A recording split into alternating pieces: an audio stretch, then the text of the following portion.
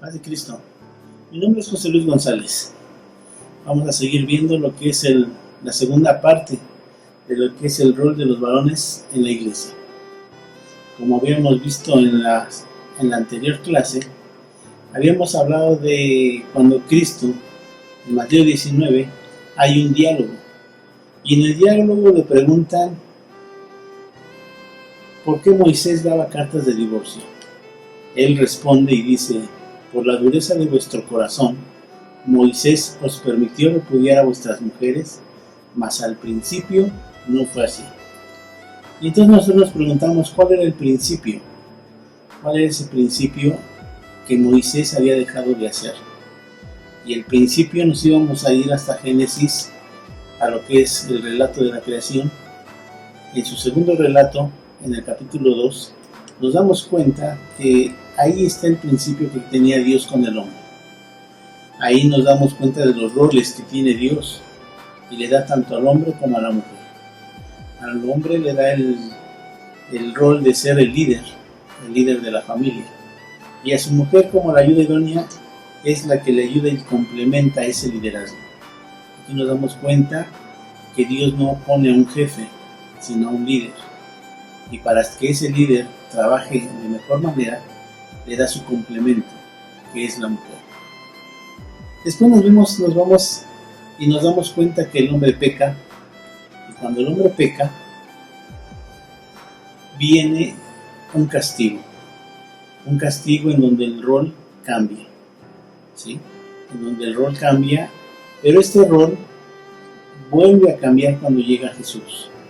Cuando Jesús viene y muere en la cruz, el rol del varón vuelve a hacer lo que era al principio. Y para eso nos vamos a Efesios 5:31, que Pablo retoma lo que había dicho en Génesis de nuestro Señor. Y él empieza a decir: por eso dejará el hombre a su padre y a su madre y se unirá a su mujer, y los dos serán una sola carne. Explicábamos la vez pasada que Dios hace matemáticas de 1 más 1 es igual a 1. Y Efesios nos lo va a explicar, y es de lo que hoy vamos a tratar, de cómo es que Dios hace esa suma tan encrucijada que es. Primero que nada nos damos cuenta que tenemos que tener cuidado al leer. Y para eso tenemos la hermenéutica. La hermenéutica tiene dos partes importantes que son las que vamos a tomar el día de hoy. La primera es que hay un principio básico. El primer principio que vamos a usar es que la escritura es explicada por la misma escritura. ¿Qué quiere decir esto? Que nosotros no necesitamos otro libro, más que el mismo libro nos da la respuesta a nuestras dudas. Por eso es divino. Y hay varias leyes dentro de la hermenéutica, y nomás vamos a usar el día de hoy una, que es: hay que considerar el contexto del pasaje a estudiar. De aquí sale una frase que usamos nosotros que decimos: un texto fuera de contexto es un buen pretexto. Entonces, para poder comprender y poder explicar un poco mejor, tenemos que usar estas dos herramientas de la hermenéutica. Entonces yo me voy a buscar Efesios y le voy a añadir un versículo más, el 32. Porque aquí viene una clave que debemos de entender, y que eso nos va a dar pie al rol que tiene el varón dentro de la iglesia y dentro de su familia. Y el 32 dice: es grande la verdad aquí encerrada. Y yo la pongo en relación con Cristo y la iglesia. ¿De qué está hablando? La primera parte dice, como ya lo dijimos, que el hombre va a dejar a su padre y a su madre por una cuestión que es el matrimonio. Y Pablo sigue diciendo: es grande la verdad encerrada aquí. Otra versión, en ese versículo 32, dice: es el designio secreto de Dios, y yo lo refiero a Cristo y a la iglesia. La Nueva Versión Internacional ocupa una palabra que hemos oído un poco más, que dice: esto es un misterio profundo. Yo me refiero a Cristo y a la iglesia. Pablo, cuando habla de un misterio, nos hace pensar y nos hace recordar Filipenses, cuando dice: grande es el misterio de la piedad. Los misterios tienen que ser explicados, tienen que ser comparados con otras más citas bíblicas, de acuerdo a la hermenéutica. Y entonces, ¿qué tan profundo es lo que vamos a estudiar? Porque ese es el verdadero rol que tiene el hombre y la mujer dentro del matrimonio y dentro de un matrimonio cristiano. Cuando los matrimonios llegan a veces a la iglesia, vienen y traen su forma de pensar, su educación, ¿sí? Y esto lo tenemos que desenmarañar para poder entender cómo es que vamos a hacer nuestro rol de la mejor manera. Siguiendo nuestras reglas hermenéuticas, entonces yo tendría que irme a todo el contexto. Y entonces Efesios 5, que escribe Pablo, empieza el versículo 21, y aquí se toma una parte, esta parte se hace a un lado, y entonces empieza a hablar de lo que son los deberes conyugales. Y aquí es donde se nos va a decir el rol que tiene el varón y cómo se va a interpretar la cita que acabamos de leer. Dice, someteos unos a otros en el temor de Dios. Y empieza hablando a las casadas.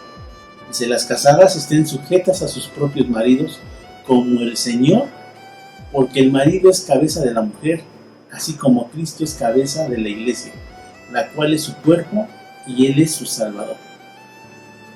No vamos a hablar de las mujeres, simplemente voy a decir una situación que es básica para entender todo lo que vamos a seguir leyendo. Eso de esa palabra de sujetar. Es como cuando es más entendible cuando decimos que un carro, si nosotros le ponemos un remolque, el remolque va a ir para donde vaya el carro. El carro es el varón, el remolque es la mujer, y la cabeza, el que dirige al carro, es Cristo. Si la mujer entiende que ella es parte de un todo, entonces va a comprender el liderazgo del varón y es algo establecido por Dios. Me voy a ir al 25, porque el 25 es donde empieza nuestro rol como varón. Dice, maridos, amad a vuestras mujeres, así como Cristo amó a la iglesia y se entregó a sí mismo por ella, para santificarla, habiéndola purificado en el lavamiento del agua por la palabra, a fin de presentársela a sí mismo, una iglesia gloriosa, que no tuviese mancha ni arruga ni cosa semejante, sino que fuese santa y sin mancha. Así también los maridos deben amar a sus mujeres como a sus mismos cuerpos. El que ama a su mujer se ama a sí mismo. Este es un gran secreto, como decíamos ahí cuando termina en el 31-32, y nosotros vamos a averiguar por qué Pablo hace esta situación. Esta situación es la mejor comparación para ser un mejor varón en nuestro rol, y de la misma manera de las mujeres. Si habláramos del rol de las mujeres, el 24 dice, así que como la iglesia está sujeta a Cristo, así también las casadas lo estén a sus maridos en todo. Entonces, este es el texto realmente que nos va a dar los roles, ¿sí? El rol del varón y cómo es que se va a llevar a cabo. Si hay algo difícil, si hay algo muy difícil, es el área de la relación conyugal. No existe nada más pleno para el hombre, nada más satisfactorio, ni nada más vulnerable y desgastante que las relaciones conyugales. Son dos polos tan tremendos y que se encuentran unidos en la misma situación si uno lo desea. En ellas las personas descubren lo mejor y lo más malo de sí mismas. Lo mejor lo podemos ver cuando las personas se enamoran. Uno saca lo mejor de la persona a la que está enamorando. Lo más malo y lo peor y lo más triste en las iglesias y en los matrimonios es cuando sacamos lo más malo de nosotros mismos. Y para un ejemplo, usted ve a cualquier persona que se está divorciando por no saber cuál es su rol, por no entender lo que realmente es un matrimonio. Y entonces se darán cuenta de lo más feo que tiene una persona, sea varón o sea mujer. La salud de las relaciones conyugales empoderan a quien participan de las mismas o crean en ellos vacíos que hacen que erosione todo de sus vidas. Los hombres somos los más plenos o los más vacíos, dependiendo de cómo llevemos nuestro rol en las familias. La propuesta paulina, en el sentido de que el misterio o verdad encerrada es el hecho que el hombre se une a una mujer y ambos llegarán a ser como una sola persona, debe ser puesta en relación con Cristo y con la Iglesia. Lo interesante de la propuesta paulina consiste en el hecho de que las relaciones entre Cristo y la Iglesia y entre el marido y su esposa, si interpretamos bien a Pablo, se explican mutuamente. Es decir, para conocer cómo es que Cristo se relaciona con la Iglesia, hay que observar la relación entre los esposos. Y que para conocer de la relación entre los esposos, hay que considerar el cómo se relaciona Cristo y la Iglesia. Son dos ejemplos que van agarrados de la mano y que van de la misma forma formados. Vamos a desglosarlo un poquito más. Aplicándolo sería algo así: que si el número de matrimonios carentes del carácter del reino no es lo suficiente grande, necesitamos hacer algo al respecto. Por ello necesitamos mirar el cómo de la relación entre Cristo y la Iglesia, si es que queremos recuperar la presencia del reino en nuestros matrimonios. Y solo así demostramos que hemos actuado bien en el rol de los varones. David Herbert decía: los ojos no ven y la mente no conoce, por lo tanto no existe. Y tenía razón, porque la visión es el resultado del trabajo en equipo de los ojos y del cerebro, que juntos crean una imagen completa y compleja del mundo que nos rodea. Esto es lo que quiere decir, y es aplicable a la vida de los matrimonios en la Iglesia. Cualquier matrimonio que llegue a la Iglesia, su referencia a cómo debe de ser como cristiano, o como varón o como mujer, es lo que va a ir a ver y va a aprender de los matrimonios que están adentro de la Iglesia. Lo que ellos vean, lo van a pensar y lo van a imitar. Por eso dice, si una pareja no ve cosas buenas, pues entonces lo bueno no existe. Si las personas ven cosas buenas en los matrimonios cristianos, entonces ellos van a hacerse una imagen, una idea, y van a replicar lo que están viendo en la Iglesia. Esto, dicho en otras palabras, más en nuestra forma de hablar como cristianos, a esto nosotros le llamamos lo que es un testimonio. El testimonio que damos con nuestras vidas, los que somos varones dentro de una iglesia. Y es una gran responsabilidad, porque estamos desarrollando nuestro rol dentro de la iglesia. Toda persona que se casa está condicionado por su historia de vida. Su manera de ver e interpretar el mundo es única. Condiciona y define su propia identidad. Esto es un problema. ¿Por qué? Todos nosotros somos educados, somos influenciados por la forma de ser, de quien nos rodea, de quien nos educa. Y lo más tremendo es de que el que te educa y el que me educó es la persona que más nos ama. Por lo tanto, no podemos decir que está mal. Pero cuando nos juntamos con otra persona, se crea un problema, porque las dos personas son educadas de diferente manera. Y si no se comprenden, eso va a generar un grave problema. ¿Cómo tratar la identidad del otro y que el otro entienda mi identidad?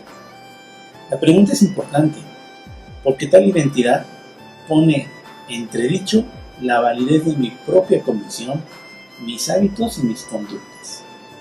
Mientras más el otro es mi cónyuge, mayor es el sentido de amenaza a mi propia estabilidad y valía.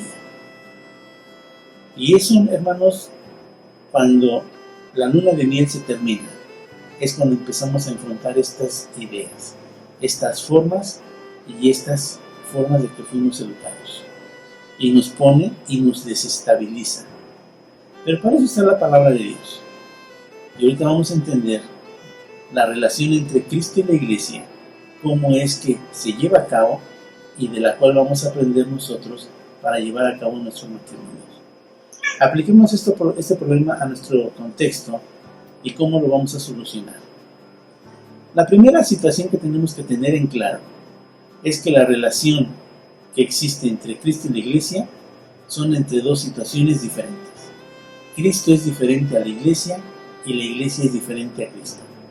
Es decir, aun cuando Cristo es la cabeza de la iglesia y este es el cuerpo de Cristo, Cristo es Cristo y la iglesia es la iglesia. Cristo, en concordancia con su identidad, asume la calidad de diferente de la iglesia, sin sentirse amenazado por ella. Por lo tanto, no obliga a la iglesia a que sea igual a él o como él es, sino que la anima, le infunde energía para que elija libremente lo que es propio de su identidad.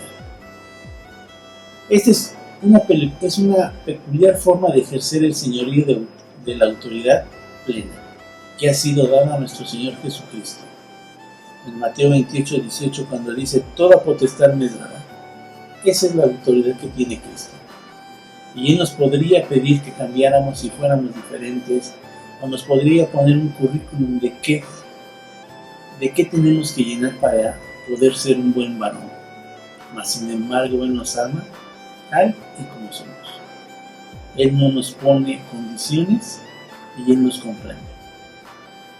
Lejos de obligar a la iglesia, se entrega, no para hacerse igual a la iglesia, ni para que ésta se convierta en Él, sino para mantener el vínculo esencial que los une.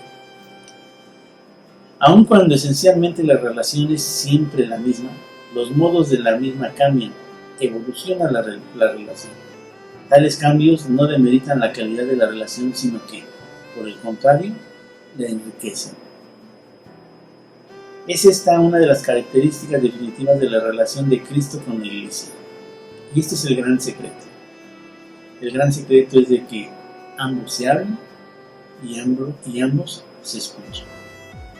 Si nosotros nos volvemos a ir a lo que yo les había dicho, que cuando estamos enamorados o estamos enamorando a alguien, el diálogo es esencial.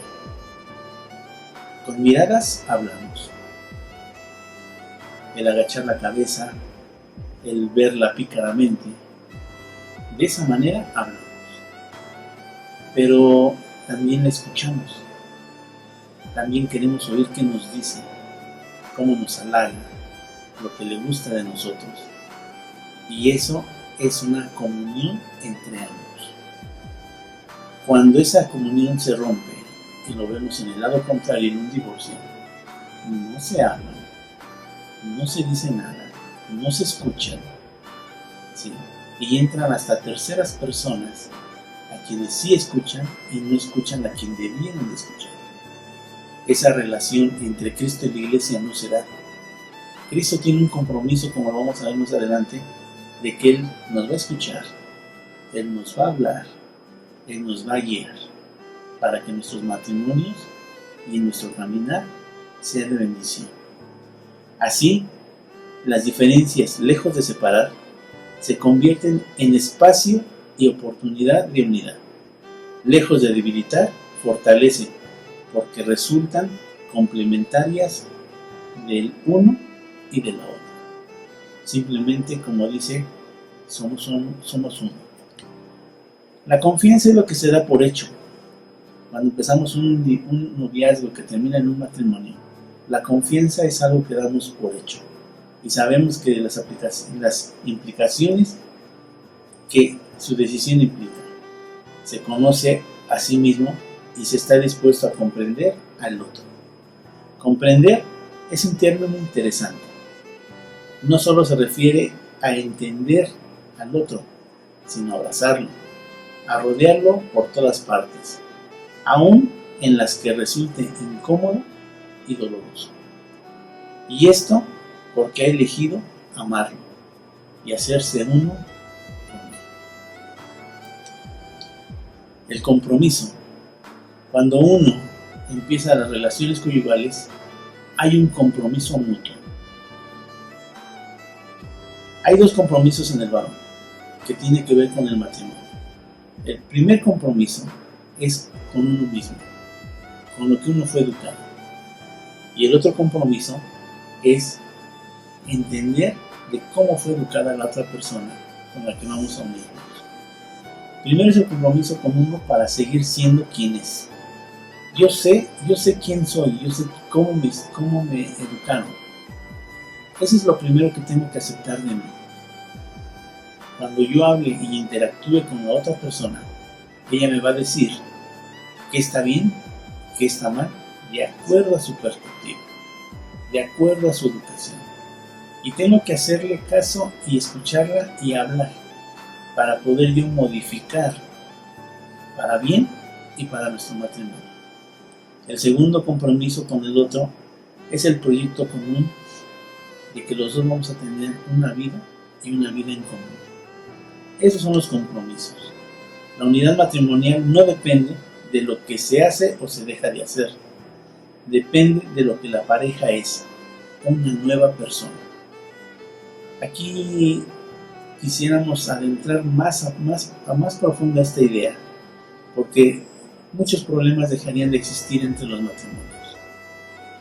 Si el hombre hace lo que tiene que hacer, pero que lo más importante es el matrimonio, automáticamente él va a dejar de hacer cosas que no son buenas para el matrimonio. Y si la mujer lo hace en esa misma idea, eso será el que uno cede y el otro avanza. El otro avanza y el otro cede. Y eso va a ser un matrimonio exitoso dentro de nuestra iglesia. Tiene que ver con la naturaleza misma del matrimonio. Esto explica que las relaciones conyugales no terminan, simplemente se modifican. Tenemos que saber y tenemos que darnos cuenta que nos complementamos.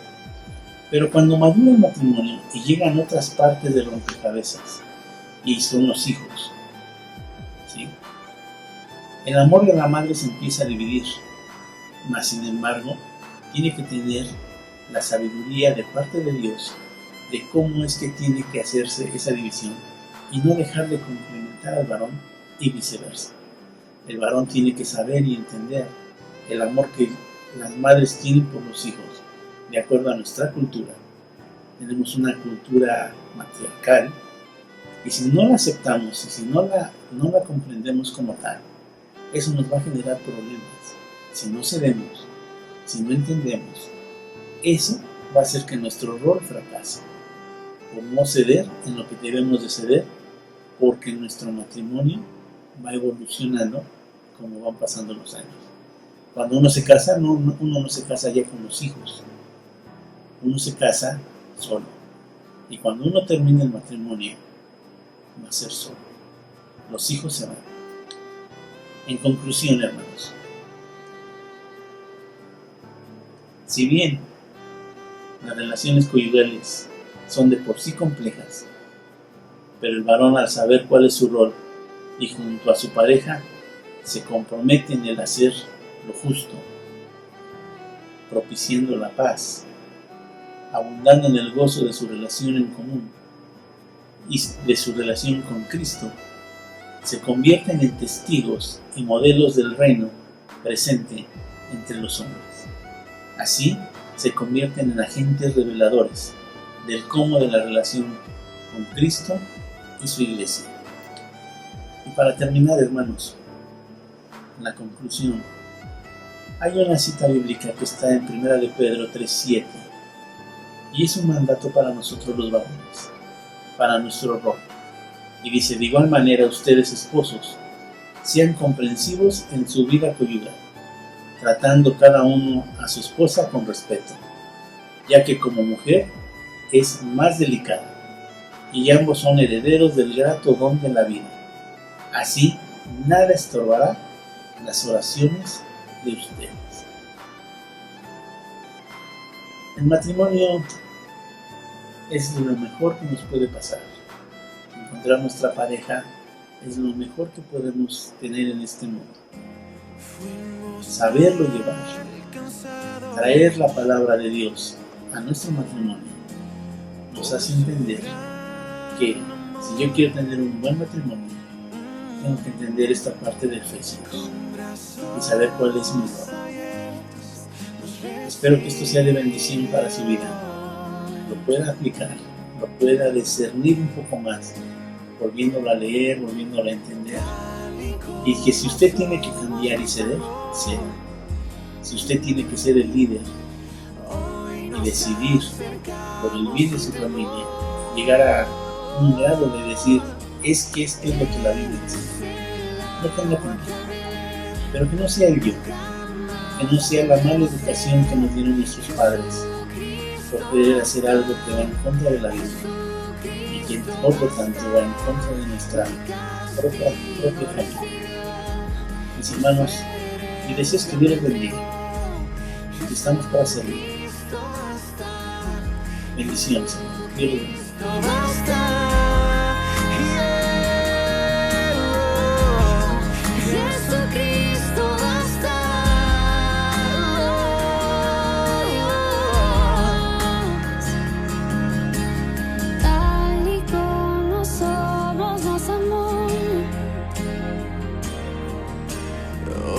Nos acercamos sin temor, tal y como somos, nos amamos.